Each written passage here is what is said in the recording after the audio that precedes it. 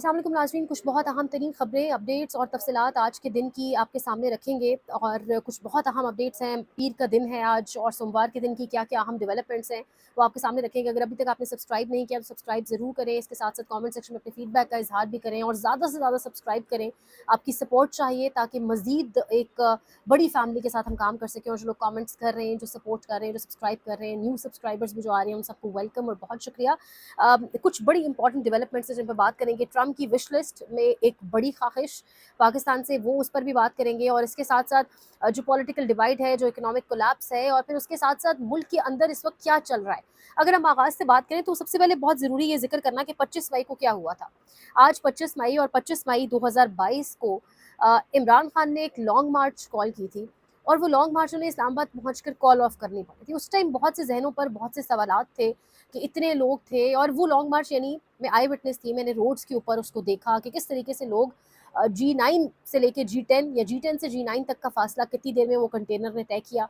फिर G10 के stop के ऊपर कितने लोग वेलकम करने के लिए खड़े थे, G9 में कितने खड़े थे, फिर G8 में। जितने जो लोग इस्लामाबाद के इन इलाकों को जानते हैं वो जानते होंगे, इतना कोई डिफरेंस नहीं है, लेकिन इतना इतना फासला भी बहुत टाइम लगा लगा के काफिला तय कर रहा था। और हर मोड़ के ऊपर इमरान खान को वेलकम लोग कर रहे थे। ये रिजीम चेंज के बाद पहला लॉन्ग मार्च था जो आप कहें कि वाकईतन एक ऑफिशियल लॉन्ग मार्च की कॉल थी, जो इमरान खान ने एक लॉन्ग मार्च कॉल किया था। जलसे तो बहुत किए थे। और ये लॉन्ग मार्च जब इस्लामाबाद पहुंचा तो लग रहा था कि अब इसमें कोई हतमी ऐलानात होंगे, लेकिन खान साहब ने इसको कॉल ऑफ कर दिया। लोगों के जहनों पर उस वक्त बहुत से सवालात थे, लेकिन अब समझ आता है कि उस लॉन्ग मार्च को कॉल ऑफ करना अब क्या समझ आता है। आपने हमने 26 नवंबर देख लिया, मुरीद के देख चुके हैं। यानी ये रियासत जब अपनी आई पे आती है तो किस तरीके से फिर मुंह जोर होकर आवाम को ट्रीट किया जाता है, शायद वही वजह थी। और शायद खान साहब वो सब जान चुके थे और इमरान खान ने उस वक्त इस लॉन्ग मार्च को कॉल ऑफ किया।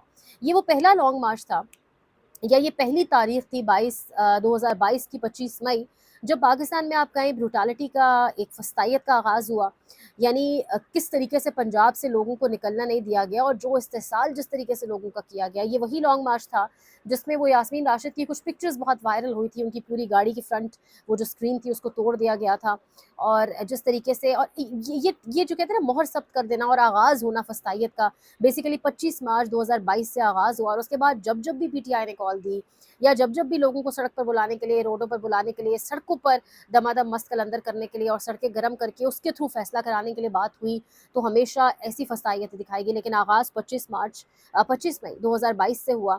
और उसकी वो तमाम तर चीज़ें अभी भी लोगों के जहनों में ऑब्वियसली होंगी। लोगों के घरों पर रेड करना, ब्यूरोक्रेसी को तब से लेकर आज तक वो ऐसी मुंह जोर हो गई है कि ब्यूरोक्रेसी से लेकर, ट्रैफिक पुलिस से लेकर, पंजाब में तो कोई होश ही नहीं है।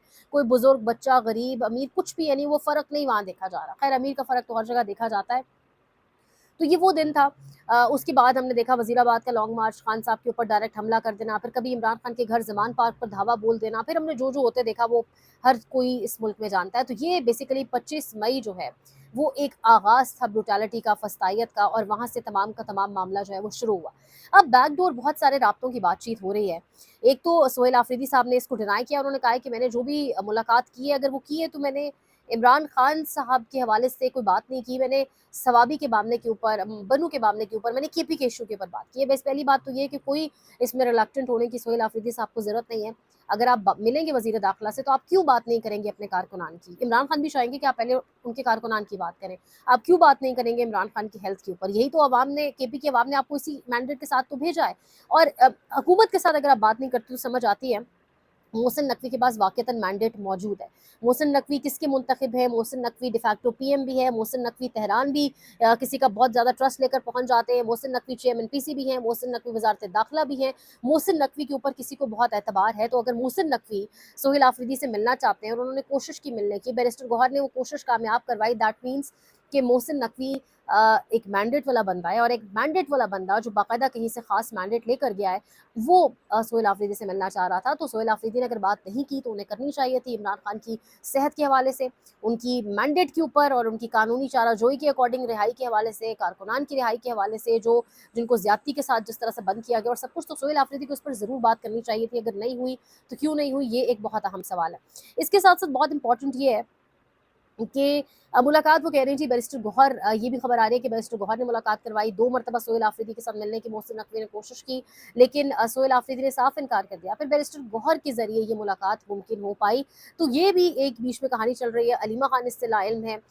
दूसरा ये भी चल रहा है कि 2 जून जो है बेसिकली उसका डरावा अभी तक बहुत है, क्योंकि सोहेल आफरीदी काफ़ी टाइम बीच में उन्हें एक पॉज़ लगा, वो खामोश हो गए, और अब शायद जानने वाले ये जानते हैं कि अली बिन गंडापुर की तरह वो कॉम्प्रोमाइज़ नहीं होंगे, और अब अगर उन्होंने 2 जून की कॉल दी है और अलीमा खान के साथ मुश्तरका प्रेस कॉन्फ्रेंस में दी है, तो अब एक डर खौफ मौजूद है कि 2 जून से पहले पहले किसी तरह मामले को निपटा दिया जाए और सोहेल आफरीदी को ये यकीन दहानी करवा दी जाए कि आपको मिलने दिया जाएगा आपके लीडर से, बस आपने काफिले की सूरत में काफिला लेकर इस्लामाबाद की जानिब नहीं आना। तो ये एक जानिब सारी सिचुएशन चल रही है।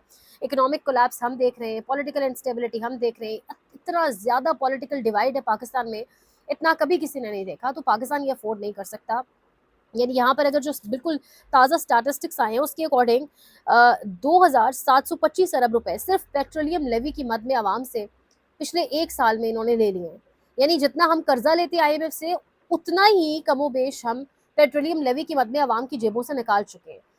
गरीब से हम इतना कुछ निकाल चुके हैं, उसके बावजूद हम IMF के आगे भी जाते हैं, उसके बावजूद हम कहते हैं गरीब हमें टैक्स भी नहीं देता। हम इसलिए टैक्स लगाते हैं, ऐसे इकबाल साहब कहते हैं क्योंकि गरीब टैक्स भी नहीं देता। यानी ये ये जो एक गुर्बत है, ये जो तमाम तर, फिर आप अगर आप देखें उठाकर जो टेररिज्म, ग्लोबल टेररिज्म इंडेक्स है, उसमें आप दूसरे से पहले नंबर के ऊपर आ चुके हैं। मुल्क की आपके अपने अंदर जो कुछ चल रहा है, कोयटा के हालात हमारे सामने, एक सूबे के दारुल हुकूमत के ऊपर DLA, जिसको हम इंडिया की प्रॉक्सी कहते हैं, वो जो आप कह लें हावी होने की, डोमिनेट करने की कोशिश कर रहा है। हमारे जवान जो हैं, फौजी जवान, वो शहीद हो रहे हैं, हमारे सिविलियंस शहीद हो रहे हैं।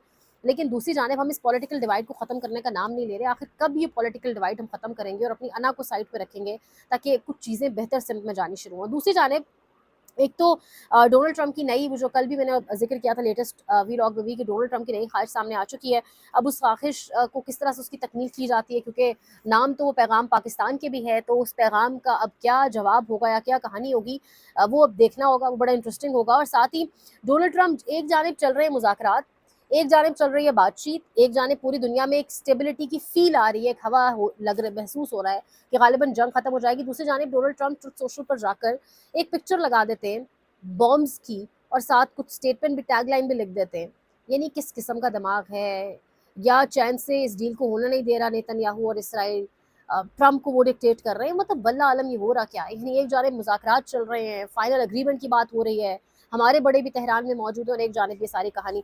और लास्टली बहुत इंपॉर्टेंट है जो हम बात करेंगे, एक तो कॉन्स्टिट्यूशन 1 एवेन्यू अपार्टमेंट्स के हवाले से।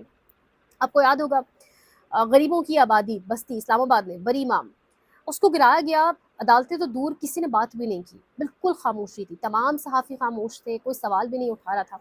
कॉन्स्टिट्यूशन 1 एवेन्यू अपार्टमेंट्स की बात हुई तो मीडिया से लेकर electronic media, social media, digital media, हर कोई इसको हाईलाइट कर रहा था।